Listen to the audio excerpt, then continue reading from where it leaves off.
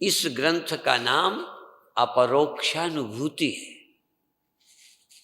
जिनको परमात्मा का अपरोक्ष अनुभव, डायरेक्ट, कोई माध्यम नहीं, कोई संदेह नहीं, डायरेक्ट अपरोक्ष, कोई आंखें नहीं चाहिए उसको देखने के लिए, कोई मन नहीं चाहिए, कोई माध्यम, कोई बिचुआ नहीं चाहिए। ऐसा जो आत्मा को, जैसे अपनी आंखों से कोई चीज देखे, हमने अपनी आंखों से देखा, किसी का कहा नहीं, यहां बिना आंखों के,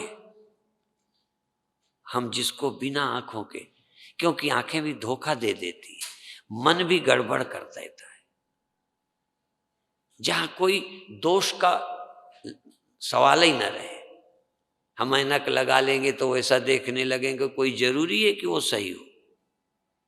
तो हम अपने इस मन, इन इंद्रियों के द्वारा जिसे देखेंगे वो मन के अनुसार सोचेंगे, इसलिए जिसमें कोई माध्यम दोष ना हो ऐसा, पर उसके लिए वाक्य जरूरी है, गुरु वाक्य, शास्त्र वचन जरूरी है।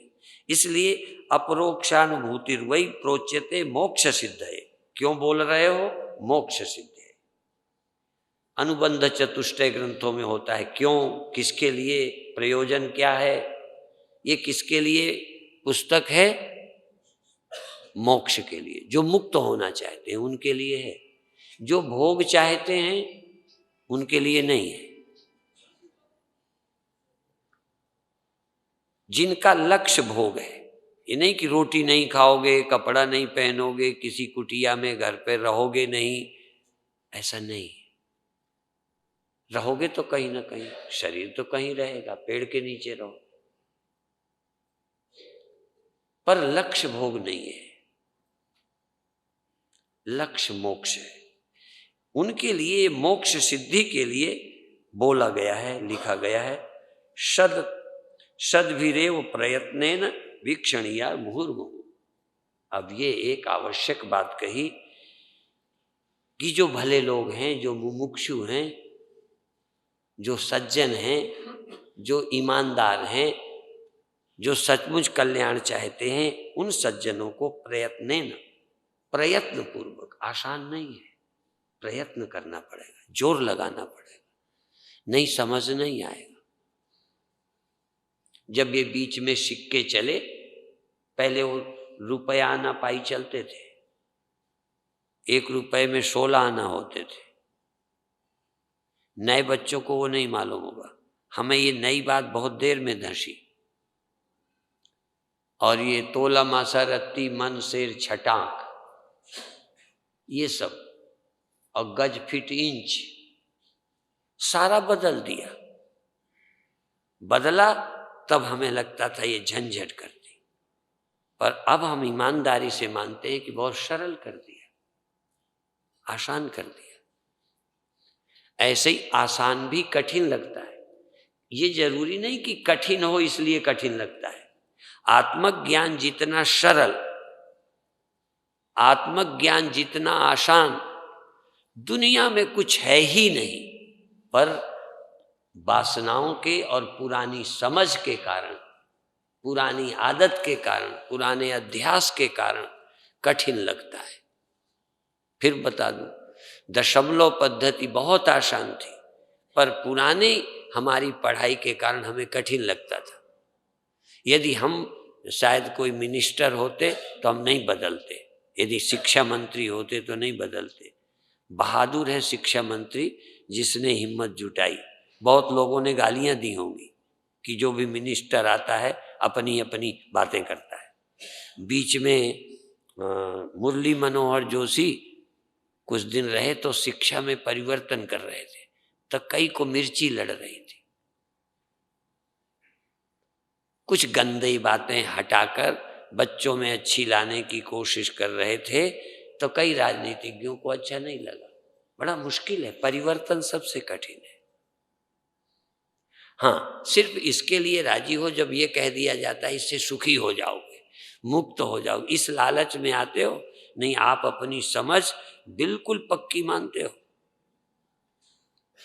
आपके अनुभव बिल्कुल सही, ये तो ग्रंथ ऐसे ही है, ये तो संत ऐसे ही है, पर मजबूरी है कि तुम सुखी नहीं हो। एक ही है प्लस पॉइंट हमारे हक में कि तुम सुखी नहीं हो। और फिर बता दो, जिन्हें कोई भय नहीं, चिंता नहीं, दुख नहीं, बंधन नहीं, कमी नहीं, वो यहाँ नाम है। क्योंकि जो हमें करना है तुम पहले ही हो, अपने को क्या जरूरत, क्यों यहाँ तुम्हें कष्ट दें, तुम यहाँ क्यों आओगे। और यदि कोई लगता है कि अभी भी खटकती है, उस कमी को समाप्त करने के लिए कोई कर्म नहीं, कोई कर्म नहीं। हाँ, कुछ करके इसके पात्र तो बनोगे, वो अगले श्लोकों में है, पर इसके लिए कुछ नहीं करना, एक ही प्रयत्न पूर्वक। फिर देखो, भले लोगों से मुमुक्षुओं को चाहिए प्रयत्नेन वीक्षणीय मुहुर्मुहु, बार बार बार बार मुहुर्मुहु, इसी को सुनो, इसी को समझो, इसी का चिंतन करो, इसी को स्पष्ट करो, एक ही दवा, बार बार। आज नहीं क्लियर होगी कल होगी, आज नहीं पक्की होगी कल होगी। एक ही बात पक्की करनी है, तुम हो कौन। आत्मा का अपरोक्ष अनुभव, आत्मा ब्रह्म की अपरोक्षता। अपरोक्ष किसे करना है, मैं कौन हूं, इसी को क्लियर करना है। और अभी तुमको मालूम है मैं कौन हूं, वो तो पहले ही मालूम है। कई लोग तो आते परिचय देते हैं, बड़े ईमानदार हैं कि स्वामी जी मैं फला जगह का तहसीलदार रहा, मैं फला जगह थानेदार था, मैं फलाने जगह का एमपी रहा हूं। पहले परिचय दे देते हैं जो रहे, और मैं उनका लड़का हूं। और ये तो अपना परिचय तो उन्हें पहले ही मालूम है। और यहां बुलाया गया है कि जिनको अपना अनुभव गलत लग रहा है, अपना परिचय जिनको ठीक नहीं मालूम है, वो अपना परिचय यहां से ले जाएं, अपना परिचय तो छोड़ जाएं। यही अखंड परम धाम हरिद्वार में जैसे कई अपनी जमीन बेच देते हैं, ऐसे ही आप अपना अनुभव यहां बेच जाएं, छोड़ जाएं, और विवेक नहीं, अपरोक्ष अनुभूति, ये जो अपरोक्ष अनुभव देवे, डायरेक्ट सीधा तुम कौन हो, बस ये ले जाना। मैं चाहूंगा कि जल्दी पूरा करूं। अपरोक्षानुभूतिर वही प्रोच्यते मोक्ष सिद्धये सद्भिरेव प्रयत्नेन वीक्षणीय मुहुर्मुहु। भले लोगों द्वारा प्रयत्न पूर्वक कोशिश करके बार बार इसी को देखना है, इसी को महसूस करना है। बार बार कहेंगे कि तुम चिन्मात्र हो, चैतन्य हो। तुम कहोगे हम दुखी हैं, तुम कहोगे हम बैठे हैं, बार बार कहेंगे कि तुम कौन हो, तुम सुनो, तुम ये नहीं हो। लेकिन हमारी पुरानी आदत, ठीक है संत कहते हैं ना, तो अपन नहीं करेंगे खंडन, तो बड़े लोगों की जवाब बात नहीं काटते। एक बार एक हंसोड़े थे, तो हमने कोई बात कही तो उत्तर नहीं दिया, उत्तर नहीं दिया। हमने कहा क्यों, कहते बड़े को हम जवाब नहीं देते, बड़े लोगों को हम जवाब नहीं देते। तो ऐसे ही आप लोग संतों को जवाब तो नहीं देते हो, नहीं समझे कि बात गलत है, हमारी समझ नहीं आती है। तुम शर्म बस, संकोच बस सुनते हो, पर अंदर से तुम्हारा अनुभव विपरीत है। उस विपरीत अनुभव को समाप्त करना, उस विपरीत अनुभव से छूटना, और अज्ञान से छूटना, अज्ञान से और संदेहों से। जैसे संदेह रहित तुम आदमी हो, तुम संशय रहित आदमी हो, इसमें तुम्हें संदेह नहीं है, इसमें तो पक्का है। और यदि 100% 100% सच्चा है, तो फिर 1% भी गुरु की बात सच्ची नहीं है, क्योंकि सच दो नहीं हो सकते, दो विपरीत सच नहीं हो सकते। यदि तुम्हारा अनुभव 100% सही है तो गुरु का ग्रंथों का कहना 1% भी सही नहीं है, पर फिर भी चुप है, क्योंकि उस विषय में जो वो कहते हैं हमको पता नहीं, जो हमें पता है हम जानते हैं। तब चूंकि उस विषय की बातें ऐसी हैं, जैसे हम नरक की कोई बात कहें तो आप ना भी कैसे करोगे? मरने के बाद नरक जाने की बात कहें तो तुम यदि हाँ नहीं कर सकते तो ना भी कैसे करोगे? यदि पहले जन्मों में पता नहीं कितनी योनियों से भटक कर आए हो, यदि तुम हाँ नहीं कर सकते तो ना कैसे करोगे? बात समझ में आई? इसलिए बहुत बातों के लिए तुम चुप रह जाते हो, पर तुम्हारी अभी अनुभूति नहीं है। इस बात के लिए तैयार हो जाओ, प्रयत्न पूर्वक जो अपरोक्षानुभूति में सुनो, जो गुरु बताएं उसको श्रद्धा पूर्वक विचार करो, चिंतन करो, जो कहें वैसा समझने की कोशिश करो। जैसा समझ आता है वैसा नहीं, थोड़ा वैसा समझने की कोशिश करो जैसा वो कहते हैं। अभी यहाँ एक बेटसी हैं, वो हमारी पुस्तकों को इंग्लिश में करना चाहती हैं, अमेरिकन इंग्लिश में। तो बात इसी बात पर, लचीले कोई नहीं हुए उनको। अब यहाँ वाले कहते हैं ऐसा, वो कहते हैं ऐसा। ये सबसे बड़ा दोष है कि दूसरे की बात को समझने की कोशिश न करना, अपनी ही बात कहे जाना, अपनी समझ थोपे जाना। कभी कभी तो गुरु भी शिष्य की नहीं सुनते, गुरु को भी बहुत सुनना चाहिए। गुरु को शिष्य की उस नासमझी को भी समझना चाहिए। इसको क्यों समझ नहीं आता, इसके क्या कारण है, क्यों इसको, ये दुखी नहीं होना चाहता, क्यों दुखी है, ये मरना नहीं चाहता, क्यों मरने का इसके अंदर ख्याल है। उस नासमझी को भी समझे, उस गलत धारणा को समझे, और कैसे समझ सकता है वो तरीका ढूंढे। अपरोक्षानुभूति, अपरोक्षानुभूति ही नहीं, उसकी प्रक्रिया कैसे समझोगे इसे। इसलिए अपरोक्षानुभूति ग्रंथ अपने आप में एक अद्वितीय है, एक विधि देगी कैसे जानो। हम कहे जाएं तुम ब्रह्म हो, तुम ब्रह्म हो, आत्मा ब्रह्म है, तुम साक्षी, तुम निर्लेप हो, तुम मान लोगे क्या? तुम निर्लेप हो ये कैसे समझो? जैसे स्वप्न में कोई कहे ये तो स्वप्न है, कोई चिंता की बात ही नहीं है, वो स्वप्न वाला स्वप्न में कैसे मानेगा? किसी तरह उसकी नींद खुल जाए तो मान लेगा। किसी तरह तुम जो समझते उससे विपरीत, बिल्कुल विपरीत। पूज्य स्वामी ब्रह्मलीन स्वामी अखंडानंद जी वृंदावन वाले, मेरे गुरुदेव भी स्वामी अखंडानंद जी हैं, पर वो चित्रकूट वाले। चित्रकूट वाले चूंकि पहली संस्था सी, मुख्य संस्था थी, इसलिए चित्रकूट वाले। एक परिचय तो देना पड़ता है। पहले मैं यहाँ परमानंद भंडार सिंधियों का है उसमें आया तो मैं कानपुर वाला था। फिर इसके बाद फिर मैं सिजई छतरपुर वाला हो गया, फिर कुछ दिनों में दिल्ली वाला हो गया, अब धीरे धीरे हरिद्वार वाला हो गया। अब ठिकाने आ गया, हरिद्वार वाला ठीक है, किसी संसार वाला क्यों, हरिद्वार वाला ठीक है। अब लगता है हरिद्वार वाला रहूंगा।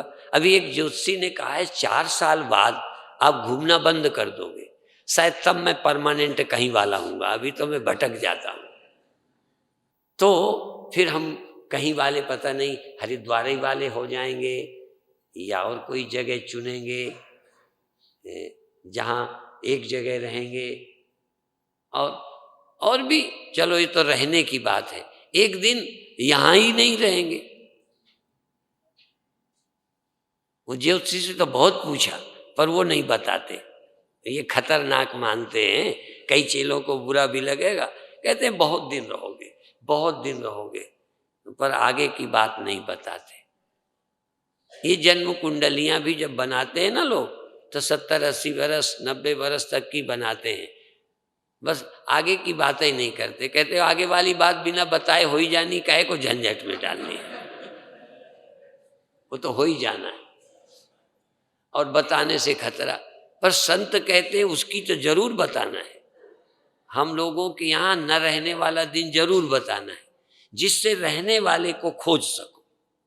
बिना खतरे के कोई नदी नहीं होती तो तैरना नहीं सीखते, आग नहीं होती तो बुझाना नहीं सीखते, दुख नहीं होता तो कोई इलाज नहीं ढूंढते, यदि मौत नहीं होती तो अमृत नहीं खोजते। इसलिए मौत को प्रवचन में नहीं छोड़ना चाहिए, इसको तो साथ ना हो तो खड़ी कर देना चाहिए। दुख और मौत, जन्म मृत्यु जरा व्याधि दुख दोषानुदर्शन। जन्म मृत्यु जरा व्याधि जिनके ख्याल में न हो, उन मूर्खों के सामने मौत खड़ी कर देनी चाहिए। मगर की तरह मुंह फैलाए, काल खाए जा रहा है, सांप खड़ा कर दे कि निगले जा रहा है। मनुष्य के ख्याल में ये लाना चाहिए कि तुम नहीं रहोगे। मनुष्य के ख्याल में लाना चाहिए कि तुम दूसरी जगह जाके दुख भोगोगे, कर्मों के अनुसार भोगोगे। और यदि तुम कर्म और देहाभिमान से छूट जाओगे तो तुम फिर मुक्त हो जाओगे। फिर मुक्ति की जरूरत मालूम पड़े। अभी तो इनको जरूरत ही नहीं मालूम पड़ रही। ये जितने पापी हैं ना, ये तो नंगा नाच कर रहे हैं, छुट्टे पाप कर रहे हैं। इन्हें ख्याल भी नहीं आता कि आगे भी कुछ होने वाला है। इस पाप का फल इस जन्म में या अगले जन्मों में मिलता है, या पुण्य का फल स्वर्ग में मिलता है, देवता बनते हैं, कई के ख्याल में ही नहीं है। इसलिए पुण्य नहीं किए जा रहे, पाप किए जा रहे। इसलिए इसमें भी अगला एक श्लोक है, बड़ा मजेदार है। स्ववर्णाश्रम धर्मेण स्वाश्रम स्ववर्णाश्रम धर्मेण तपसा हरितोषणात् साधनम प्रभवेत पुंसाम वैराग्यादि चतुष्टयम्।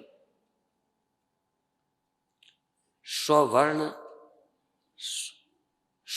आश्रम, अपने वर्ण का धर्म।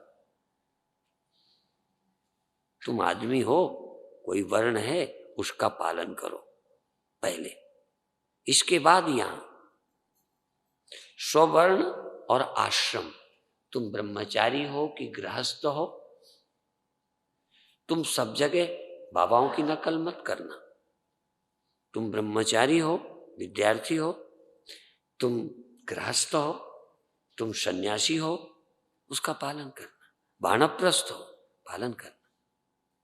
यदि वानप्रस्थ हो तो ईमानदार वानप्रस्थी बनना, यदि सन्यासी हो तो ईमानदार सन्यासी बनना, यदि गृहस्थ हो तो ईमानदार गृहस्थ बनना।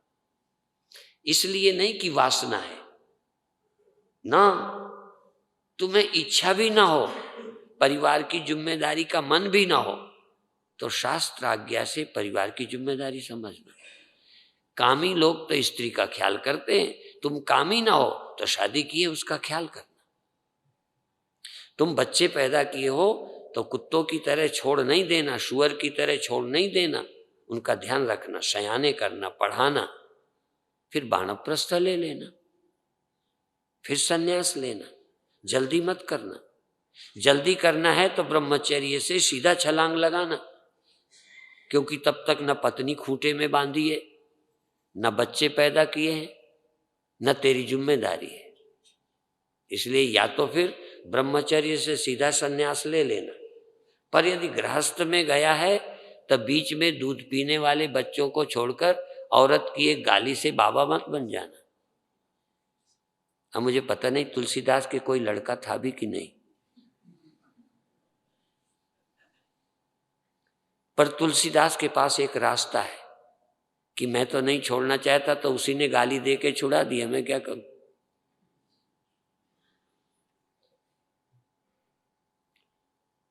बच्चों को तड़पते छोड़कर जिसके अंदर इतनी मनुष्यता नहीं रही, मैं समझता हूं वो सन्यासी भी अच्छा नहीं हो सकता।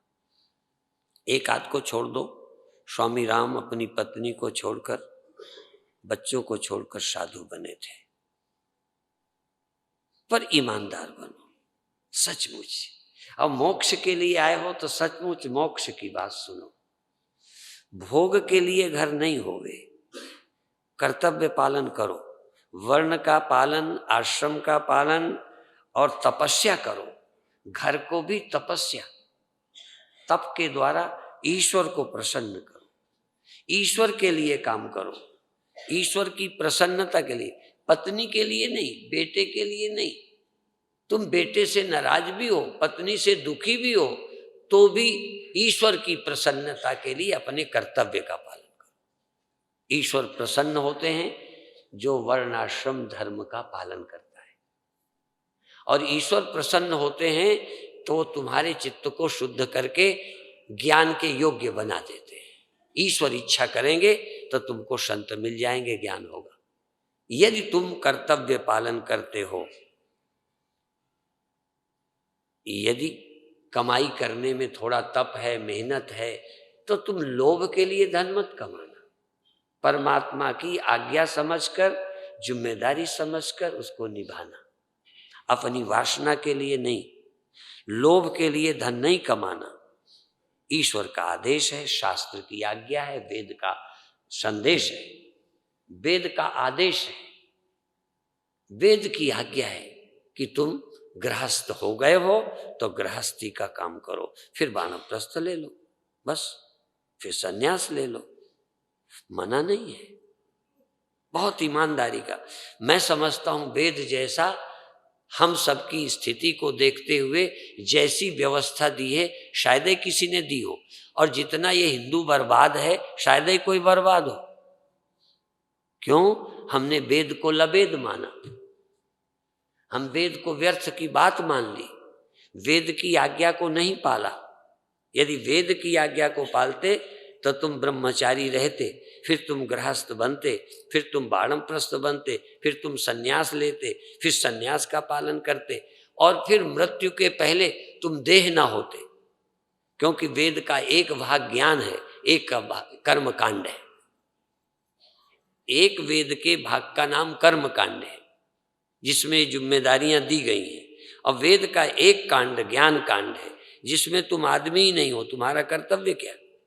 तुम पिता ही नहीं हो, तुम पुत्र ही नहीं हो, तुम पति ही नहीं हो, तुम जीव ही नहीं हो। स्वर्ग कौन जाएगा? तुम स्वर्ग जाने की चिंता करते हो? तुम देह नहीं हो, मरोगे नहीं, तुम देह नहीं हो। ना हम मनुष्य हो, मैं मनुष्य ही नहीं हूं, बताओ। ये उपनिषद कहता है कि तुम मनुष्य नहीं हो। फिर हो क्या? कहते यही तो बताएगा। अब पहले वेद की आज्ञा और कुछ तुम्हारी जरूरतें थी, वेद ने तुम्हारी जरूरत समझी, गृहस्थ बनने का आदेश दिया, और आवश्यक था तो ब्रह्मचारी बनने के लिए आज्ञा में चलना सिखाया। बंधन में रहो, अनुशासन में रहो। अनुशासन में रहोगे तो बात बन जाएगी। जो तब अनुशासन नहीं पालन किए, तुम बाबा बन के भी अनुशासन में नहीं रहोगे, तुम छुट्टे साण बनना चाहोगे। ध्यान रखना, यदि भोग भी भोगना है तो अर्थ काम धर्म मोक्ष विधि है, कानून है, नियम है, उस नियम का पालन करो। इसलिए शंकराचार्य ने बहुत जगह ये लिखा है कि जो श्रुति सिद्धांत पर विश्वास करता है, जो वेद पर विश्वास करता है, उसके अनुसार अपना जीवन चलाता है, वो हकदार है, इस उपनिषद ज्ञान का भी हकदार है। जिसने वेद के उस अंश को माना, अंत में वेद के इस अंश को, ज्ञान भाग को भी माने। फिर तुम्हारी बुद्धि बार बार कहेगी, पहले मनमानी कहती थी काम वासना, पर कहते थे नहीं स्वेच्छाचारी मत बनो, विवाह करो। लोभ कहता था चोरी करो, कहते थे नहीं ठगी मत करो, चोरी मत करो, मेहनत से कमाओ, तप करो, भगवान प्रसन्न होंगे। वेद की आज्ञा पर चलने पर ईश्वर प्रसन्न होते हैं, क्योंकि वेद ईश्वरीय कानून है। जैसे देश के कानून नेता बनाते हैं, ऐसे ही सृष्टि का कानून ईश्वर ने बनाया है। ईश्वर के बनाए कानून का नाम वेद है। समझ में आया? ईश्वर के बनाए कानून का नाम वेद है। इसलिए वेद की आज्ञा से ब्रह्मचर्य, गृहस्थ, वानप्रस्थ, और मैं ब्राह्मण हूं, क्षत्रिय हूं, वैश्य हूं, शूद्र हूं, उस धर्म का पालन करो। यदि पंडित हो तो पंडित, सचमुच पंडित बन के रहो। पंडित बनने के लिए देखो, पंडित कहलाने में तो सबकी रुचि है, पर पंडित होने में नहीं। यदि हम कह भी दें सब पंडित बनो, ये नियम लागू हो जाएगा, तो आधी दुनिया पंडित नहीं बनेगी।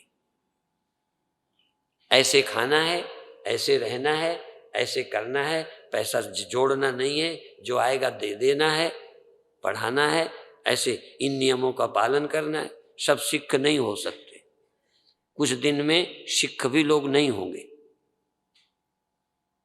यदि सिख के रहत पालन करने को मजबूर किया जाएगा तो लाखों लोग सिख धर्म छोड़ देंगे। व्यभिचारी बनना, चरित्रहीन बनना, मनमानी करना, मनमानी खाना, कौन बनेगा सिख? कौन बनेगा हिंदू? हिंदू बनने में बड़े नियम हैं। इसलिए आज लड़कियां कहती हैं हम मनुष्य हैं, हिंदू हिंदू नहीं है। एक लड़की ने कहा घर वालों के अनुसार शादी नहीं कर रही, किसी दक्षिणी से कर रही है, तो घर वाले नहीं चाहते थे। लड़की मेरे से मिली, कहने लगी स्वामी जी मैं हिंदू से तो शादी कर रही हूँ, कोई मुसलमान से थोड़ी कर रही हूँ। माने मैं हिंदू हूँ, हिंदू से शादी कर रही हूँ। माना थोड़ी उदारता आ गई, वर्ण में नहीं कर रही, इतर वर्ण में कर रही हूँ, तो हिंदू से तो कर रही हूँ। मैंने कहा बेटी बहुत अच्छा है, पर जो मुसलमान से करती है ना, वो कहती है मैं कोई मनुष्य से तो कर रही हूँ, कोई गधे से थोड़ी कर रही हूँ, मैं मनुष्य से शादी कर रही हूँ। मैंने कहा ठीक है। तो मैंने कहा कोई कुत्ते से भी करेगी तो कहेगी मैं भी जीव से तो कर रही हूँ, कोई पेड़ से थोड़ी कर रही हूँ। तर्क तो सब लोग दे, तर्क को प्रतिष्ठा, तर्क टिकता नहीं है, तर्क को और बढ़ाते चले जाओ। फिर तुम कहोगे विवाह तो नहीं कर रही, काम तो वही कर रही हूं जो विवाह वाले करते हैं। आज की लड़कियां यही तो तर्क देती हैं कि विवाह में क्या रखा है, तुम विवाह करके वही करते हो, तुम बाकायदा वही करते हो, हम बेकायदा वही करते हैं। तुम कानून का सहारा लेके वो करते हो, हम बिना कानून के करते हैं। तो हम कहेंगे कानून से करना पुण्य है, कानून तोड़ना यही अपराध है। तो जो वेद के कानून को नहीं मानता वो पापी है।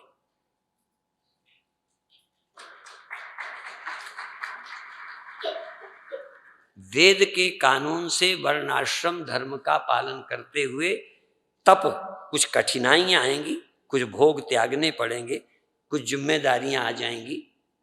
ऐसे लोग तप करते हुए ईश्वर को प्रसन्नकर्ता के द्वारा साधनम प्रभवेत पुंसाम, ऐसे साधनों से मनुष्य के अंदर वह ज्ञान की योग्यता आएगी, और जिससे वैराग्यादि चतुष्टयम, वैराग्य विवेक, वैसे हमने पढ़ा विवेक वैराग्य षट संपत्ति मुमुक्षुता, इसमें वैराग्य का नाम पहले लिया।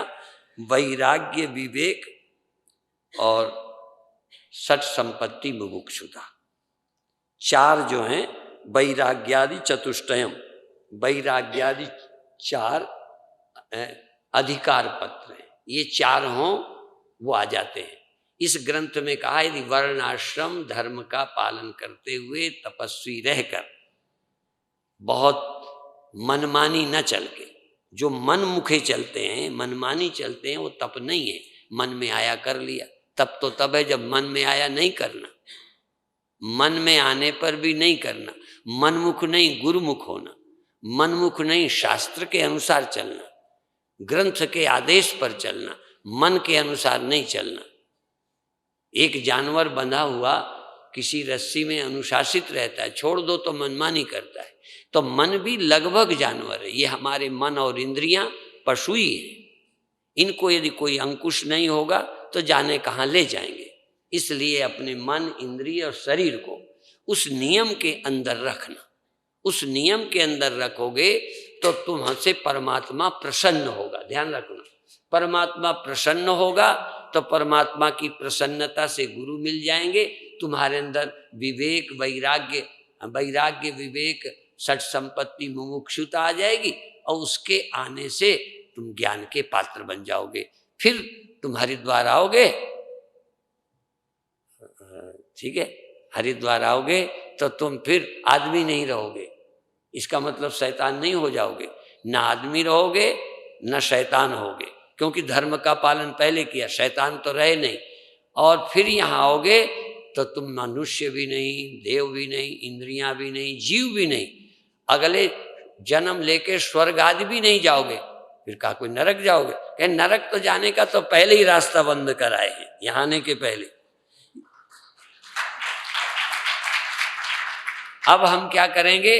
कहने लगे ना हम स्वर्ग जाएंगे, ना अगला जन्म लेंगे, ना आदमी बनेंगे, हम तो यहां से साक्षात परब्रह्म होकर जाएंगे। अभी वो बहुत देर हो गई, अभी हम बंद करते हैं। पौना घंटे में ध्यान की क्लास लगेगी। आगे का कार्यक्रम प्रातः योगासन 5:30 बजे से पहले पहले, फिर 6 बजे से ध्यान का और इसी का विचार करेंगे थोड़ा थोड़ा। क्योंकि एक आध बार हमने ध्यान की क्लास की तो वो कैसेट सबने अलग कर दिए, इसलिए हम विवेक चूड़ामणि को ही आधार बनाएंगे। अरे वो अप्रोक्षानुभूति को, इसी को आधार बना के ध्यान भी करेंगे। और इसके श्लोक चाहे थोड़े लें, और हम कोशिश करेंगे कि पूरी अप्रोक्षानुभूति इस शिविर में पूरी कर दें। और आप लोग अप्रोक्षानुभूति से संपन्न, अप्रोक्षानुभव से संपन्न होकर सर्वरूपता और ब्रह्म रूपता, क्योंकि और सब साधनों में सबसे हम अलग करते हैं, आत्मबोध में अलग करते हैं, साक्षी बोध में सबसे अलग करते हैं, और ब्रह्म बोध में सबसे पूर्ण करते हैं। ब्रह्म बोध में हम हमसे कुछ पृथक नहीं, हम किसी से पृथक नहीं, मेरे सिवा कुछ नहीं, ये बोध जागेगा। उसके कहने के ढंग हमको भी, ये नहीं कि तुम्ही को कुछ मिल रहा है, ये सच बोल लूं, तुम्ही को कुछ मिलेगा ये नहीं कहते, हमको भी कुछ मिलेगा। जहाँ जहाँ समझ में कोई कूड़ा कचरा पुरानी धारणा है, वो बोलने से भी कल्याण होता है। इसलिए जो बोलता है उसका कल्याण होता है, जो सुनता है उसका भी कल्याण होता है। शेष चर्चा पौना घंटे में फिर। ओम शांति शांति।